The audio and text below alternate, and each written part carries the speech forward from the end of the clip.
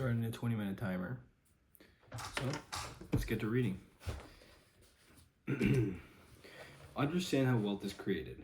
I like to think that if I lost all my money and you dropped me in a random street in any English-speaking country, within 5 or 10 years, I'd be wealthy again, because it's just a skill set I've developed that anyone can develop. It's not really about hard work. You can work in a restaurant 80 hours a week and you're not going to get rich. Getting rich is about knowing what to do, who to do it with, and when to do it. It is much more about understanding than purely hard work. Yes, hard work matters, and you can't skimp on it, but it has to be directed in the right way.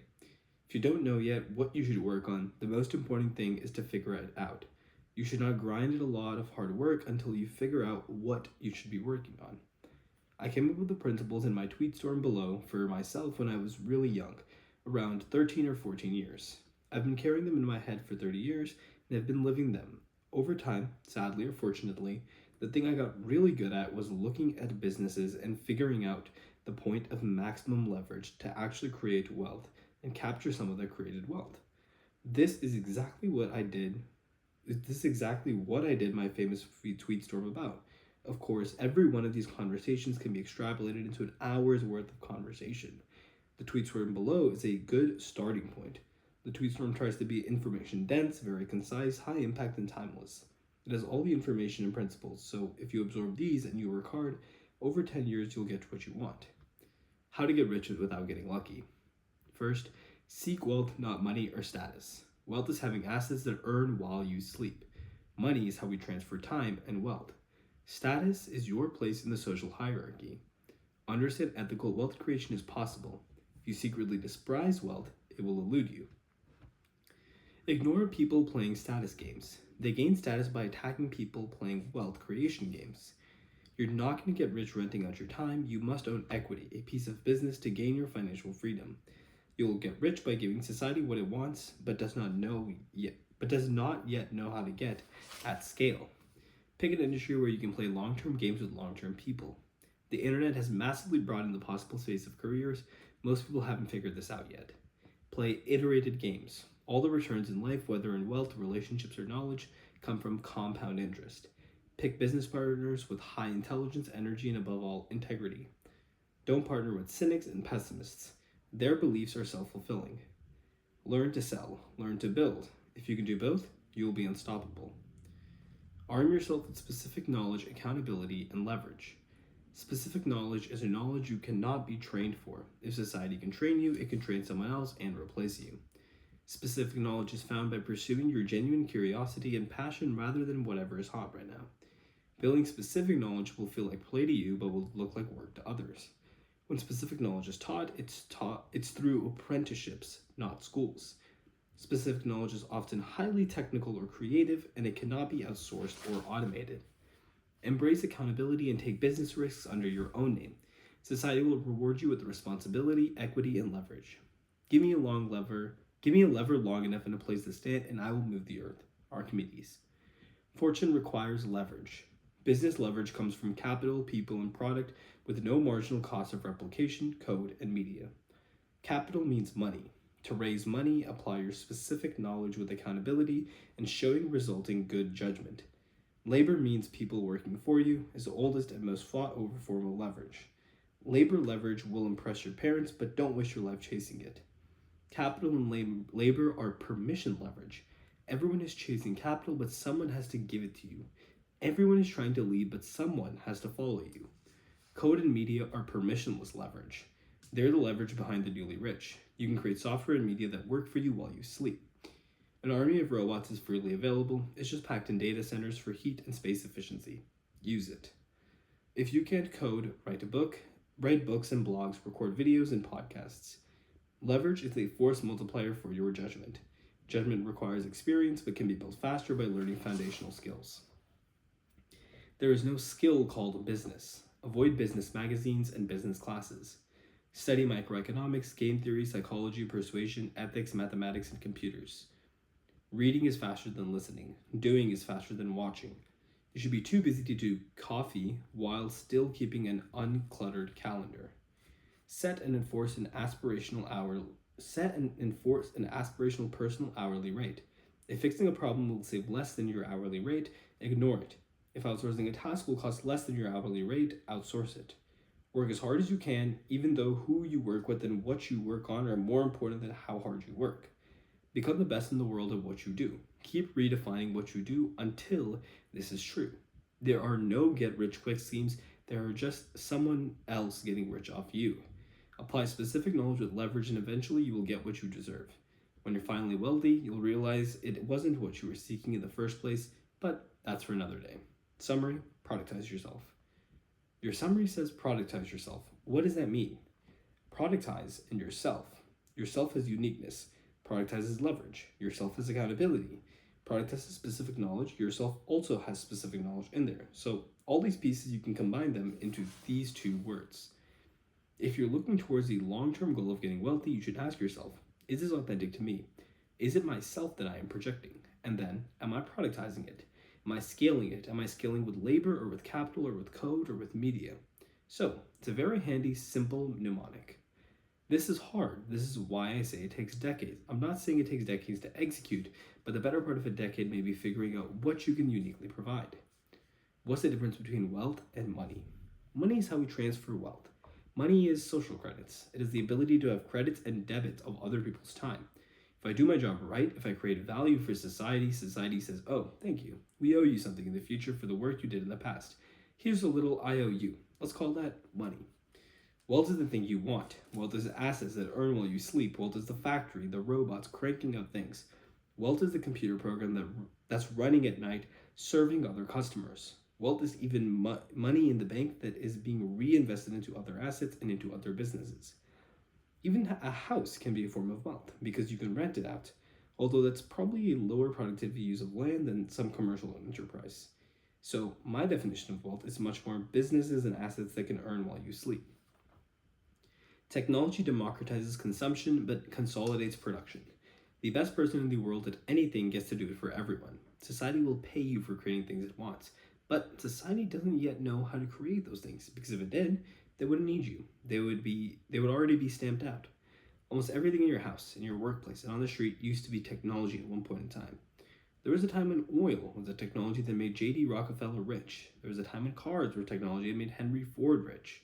So technology is a set of things, as Alan Kay said, that don't quite work yet. Correction, Danny Hills. Once something works, it is no longer technology. Society always wants new things, and if you want to be wealthy, you want to figure out which one of those things you can provide for society that it does not yet know how to get, but it will want, and providing it is natural to you within your skill set and within your capabilities. Then you got to figure out how to scale it, because if you only build one, that's not enough. You got to build thousands or hundreds of thousands or millions or billions of them so everyone can have one. Steve Jobs and his team, of course, figured out society would want smartphones. Computer in their pocket that had all the phone capability times 100 and was easy to use. So they figured out how to build it, and then they figured out how to scale it.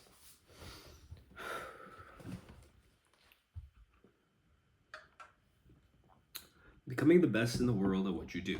Keep redefining what you do until this is true. Find and build specific knowledge. Sales skills are a form of specific knowledge. There is such a thing as a natural in sales. You run into them all the time in startups and venture capital. When you meet someone who is naturally good, who is a natural at sales, you just know they're amazing. They're really good at what they do. This or that is a form of specific knowledge. Obviously, they learned somewhere, but they didn't learn it in a classroom setting. They learned probably in their childhood at the schoolyard, or they learned negotiating with their parents. Maybe some is a genetic component of the DNA. But you can improve sales skills. You can read Robert Cialdini, you can go to sales training centers, you can go door to door. It's brutal, but it will train you very quickly. You can definitely improve your sales skills. Specific knowledge cannot be taught, but it can be learned. When I talk about specific knowledge, I mean figure out what you were doing as a kid or teenager almost effortlessly. Something you didn't even consider a skill, but people around you noticed. Your mother or your best friend growing up would know. Example of what your specific knowledge could be is sales skills, musical talents, and the ability to pick up any instrument. An obsessive personality, you dive into things and remember them quickly. A love for science fiction, you were into reading sci-fi, which means you absorb a lot of knowledge very quickly. Playing a lot of games, you understand game theory pretty well. Gossiping, digging into your friend network, that might make you into a very interesting journalist. The specific knowledge is sort of this weird combination of unique traits from your DNA, your unique upbringing, and your response to it. It's almost baked into your personality and your identity, then you can hone it. No one can compete with you and being you. Most of life is a search for who and what needs you the most. For example, I love to read and I love technology. I learn very quickly and I get bored fast. If I'd gone into a profession where I was required to tunnel down for 20 years into the same topic, it wouldn't have worked. I'm in venture investing, which requires me to come up to speed very, very quickly on new technologies, and I'm rewarded for getting bored because new technologies come along and it matches up pretty well with my specific knowledge and skill sets. I wanted to be a scientist. That is where a lot of my moral hierarchy comes from. I view scientists as being at the top of the production chain for humanity. The group of scientists who have made real breakthroughs and contributions probably added more to human society, I think, than any single other class or human beings. Not to take away from art or politics or engineering or business, but without science, we'd still be scrambling in the dirt, fighting with sticks and trying to start fires. Society, business, and money are downstream of technology, which is itself downstream of science. Science, applied, is the engine of humanity. Corollary. Applied scientists are the most powerful people in the world. This will be more obvious in the coming years. My whole value system was built around scientists, and I wanted to be a great scientist. But when I actually look back at what I was uniquely good at and what I ended up spending my time doing, it was more around making money, tinkering with technology, and selling people on things. Explaining things and talking to people. I have some sales skill, which is a form of specific knowledge. I have some analytical skill on how to make money, and I have this ability to absorb data, obsess about it, and break it down. That is a specific skill that I have. I also love tinkering with technology, and all this stuff feels like play to me, but it looks like work to others. There are other people to whom those things would be hard, and they say, well, how do I get good at being pithy and selling ideas? Well, if you're not already good at it, you're not really into it. Maybe it's not your thing. Focus on the thing that you are really into. The first person to actually point out my real specific knowledge was my mother. She did it as an aside to talk me from the kitchen, and she said when I was 15 or 16 years old, I was telling a friend of mine that I wanted to be an astrophysicist, and she said, "Nah, you're going to be in business." I was like, what? My mom's telling me I'm going to be in business? I'm going to be an astrophysicist. Mom doesn't know what she's talking about. But Mom knew exactly what she was talking about. Specific knowledge is found much more by pursuing your innate talents, your genuine curiosity, and your passion. It's not going to school for whatever is the hottest job. It's not by going into whatever field investors say is the hottest. And very often, specific knowledge is at the edge of knowledge. It's also stuff that's only now being figured out or is really hard to figure out. If you're not 100% into it, somebody else who is 100% into it will outperform you. And they won't just outperform you by a little bit, they'll outperform you by a lot. Because now we're operating at the domain of ideas. Compound interest really applies, and leverage really applies. The internet has massively broadened the possible series of careers, and most people haven't figured this out yet. You can go on the internet and you can find your audience. You can build a business and create a product and build wealth and make people happy just uniquely expressing yourself through the internet. The internet enables any niche interest as long as you're the best person at it to scale out. The great news is because every human is different, everyone is the best at something, being themselves. Another tweet I had that is worth weaving in but didn't go in the How to Get Rich tweets room was very simple. Escape competition through authenticity. Basically, when you're competing with people, it's because you're copying them. It's because you're trying to do the same thing, but every human is different. Don't copy. If you're fundamentally building and marketing something, that is an extension of who you are. No one can compete with you on that. Who's going to compete with Joe Rogan or Scott Adams? It's impossible. Is somebody else going to come along and write a better Dilbert? No. Is someone going to compete with Bill Watterson and create a better Calvin and Hobbes? No. They're being authentic. The best jobs are neither decreed nor degreed. They are creative expressions of continuous learners in free markets. The most important skill for getting rich is becoming a perpetual learner. You have to know how to learn anything you want to learn. The old model of making money is going to school for 4 years, getting your degree, and working as a professional for 30 years. But things change fast now. Now you have to come up to speed on a new profession within 9 months, and it's obsolete 4 years later. But within those 3 productive years, you can get very wealthy. It's much more important today to be able to become an expert in a brand new field in 9 to 12 months than to have studied the right thing a long time ago. You really care about having studied the foundations, so you're not scared of any book.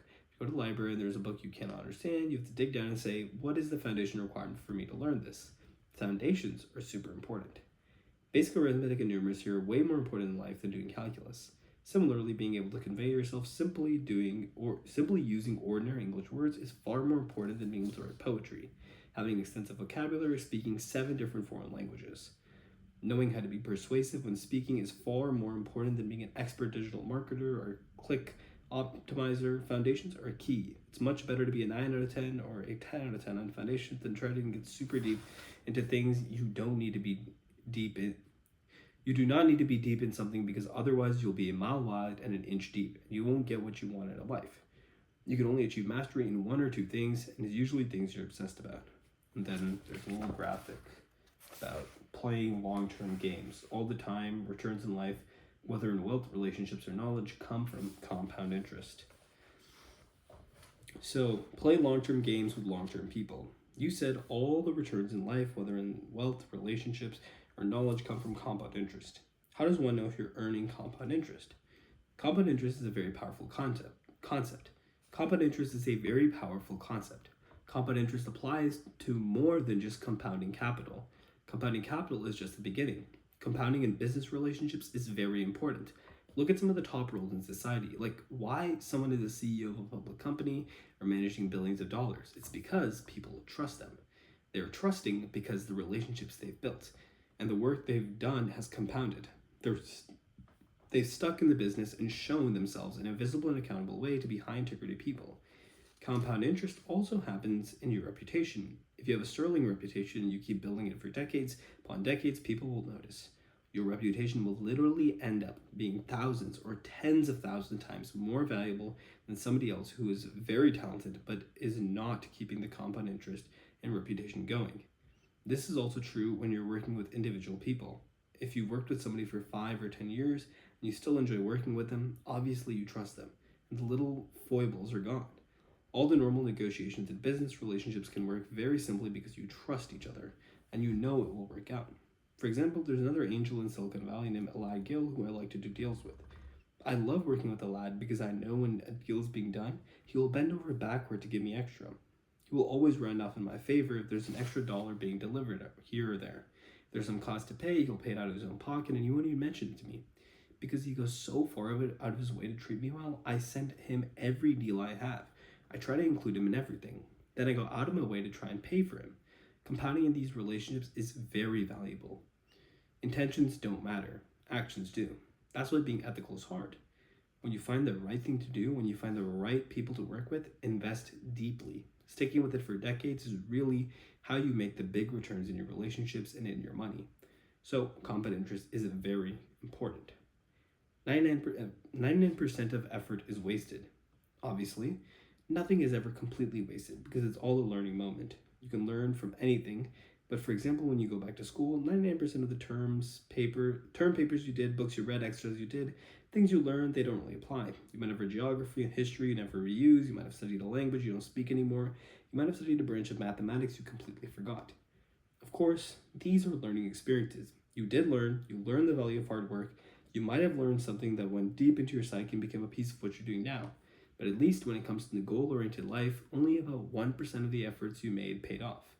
Another example is all the people you dated until you met your husband or wife. It was wasted time in the goal sense. Not wasted in an exponential sense, not wasted in the learning sense, but definitely wasted in the goal sense. The reason I say this is not to make some glib comment about how 99% of your life is wasted and only 1% is useful.